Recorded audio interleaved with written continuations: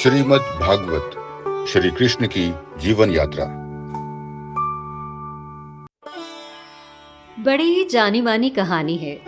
महाभारत के युद्ध के समय जब दुर्योधन और अर्जुन श्री कृष्ण जी के सामने आए और उनसे मदद मांगने लगे तो भगवान श्री कृष्ण ने कहा, हाँ बोलो, क्या चाहते हो। तो दुर्योधन ने कहा कि मुझे आपकी पूरी सेना चाहिए, जबकि अर्जुन ने कहा कि मुझे सिर्फ आप चाहिए। और इसी के बाद भगवान श्री कृष्ण अर्जुन के सारथी बने। लेकिन देखिए ना, सारथी बनकर उन्होंने अर्जुन को महाभारत का युद्ध जिता ही दिया।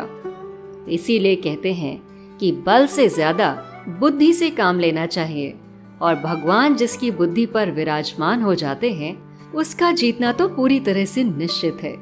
मैं वीरा श्रीमद् भागवत का 10वां स्कंद आपको सुना रही हूँ। राजा परीक्षित को श्री शुकदेव जी, जो कि व्यास जी के पुत्र थे, उन्होंने 7 दिनों में सुनाया था, क्योंकि परीक्षित को श्राप मिला था कि 7 दिनों के बाद उसकी मृत्यु हो जाएगी। और परीक्षित बहुत परेशान हो गया था कि वो करे तो क्या करे।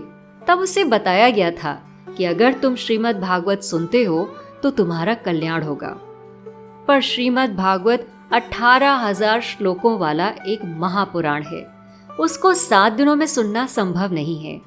तो श्री शुकदेव जी ने उसे छोटा करके सुख सागर के नाम से 7 दिनों में राजा परीक्षित को सुनाया।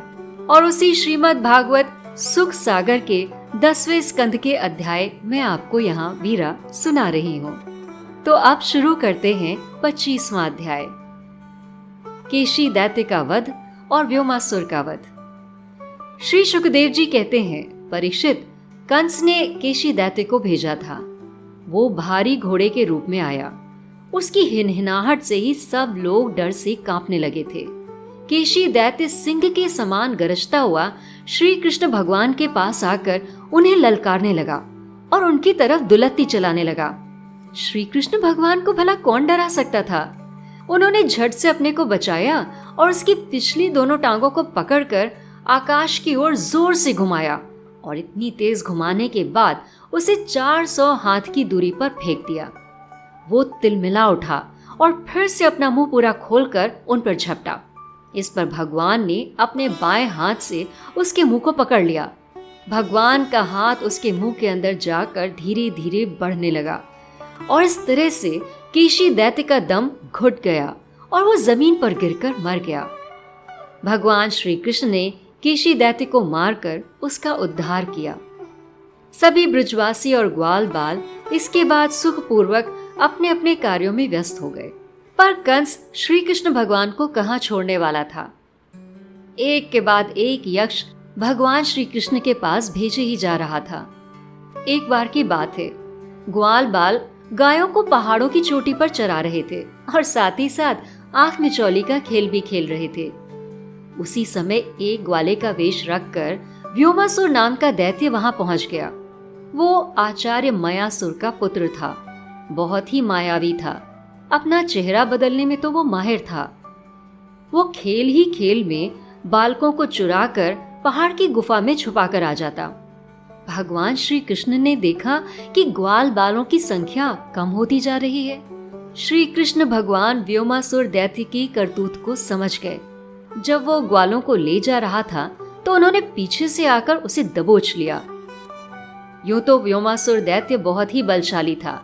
उसने अपने शरीर को पहाड़ के समान कर लिया, लेकिन फिर भी वो अपने शरीर को श्री कृष्ण भगवान की पकड़ से छुड़ा नहीं पाया। भगवान श्री कृष्ण ने अपने दोनों हाथों से जकड़कर उसे पृथ्वी पर गिरा दिया और उसका गला दबाकर उसे मृत्यु के मुंह में पहुंचा दिया।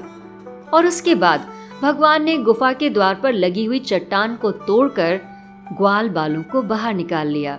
इस पर खुश होकर सभी देवताओं और ग्वाल बालों ने भगवान श्री कृष्ण की स्तुति की और भगवान ब्रिज में ग्वाल बालों के साथ वापस चले आए।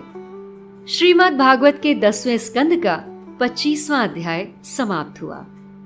नारद जी ने कंस को बताया था कि जिस कन्या को तुमने आकाश में फेंका था वो यशोदा माँ की बेटी थी, लेकिन देवकी और वसुदेव का बेटा श्री कृष्ण ब्रिज में पल रहा है, यानी तुम अपनी मौत से नहीं बच सकते।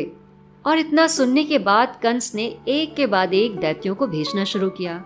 कंस ने अक्रूर जी को भी ब्रज भेजा और कहा कि तुम जाओ और सभी से कहो कि वो मथुरा जैसे सुंदर नगर को देखने यहाँ आए। इसके अलावा कुछ भी मत कहना। 26वें अध्याय में अक्रूर जी की ब्रज यात्रा है। अक्रूर जी सुबह होते ही रथ पर सवार होकर नंद बाबा के गोकुल की ओर चल दिए। वो सोचने लगे कि मैंने ऐसा कौन सा शुभ कार्य किया था, ऐसी कौन सी तपस्या की, ऐसा क्या काम किया कि आज मैं स्वयं भगवान श्री कृष्ण के दर्शन करूंगा। ब्रज पहुंचते ही अक्रूर जी ने बलराम जी और श्री कृष्ण जी को गाय धोने के स्थान पर देखा और उन्हें देखते ही अक्रूर जी प्रेम के आवेग से अधीर होकर रथ से कूद पड़े और उन्होंने भगवान श्री कृष्ण और बलराम जी के चरणों में साष्टांग प्रणाम किया। श्री कृष्ण भगवान ने उन्हें उठाकर गले से लगा लिया और दोनों भाई उनका हाथ पकड़कर उन्हें अपने घर ले गए। घर पर उनका ढेर सारा स्वागत और सत्कार हुआ।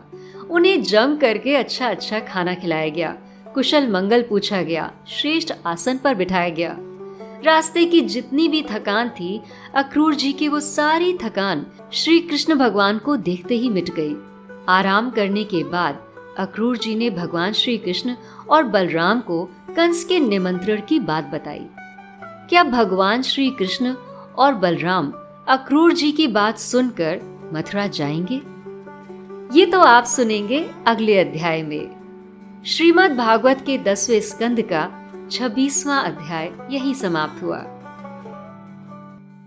बोलो नारायण नारायण हरि हरि, बोलो नारायण नारायण हरि हरि।